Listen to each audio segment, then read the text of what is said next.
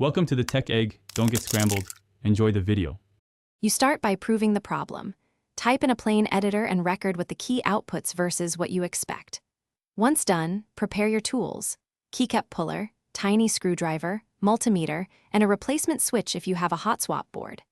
Make sure to confirm whether your keyboard uses firmware you can flash, like QMK or VIA, or if you must rely on the operating system for remaps. This determines the only viable path forward. Now you dig into diagnostics. Pull the keycap and inspect the switch and stabilizer for grit or broken parts, because physical faults mimic mapping errors. Next, probe the switch with a multimeter to confirm the matrix contact closes when pressed. That tells you whether the fault is electrical. If the keyboard supports firmware, open QMK or VIA and compare the active keymap and layer assignments. Sometimes a layer or macro is silently redirecting that scan code.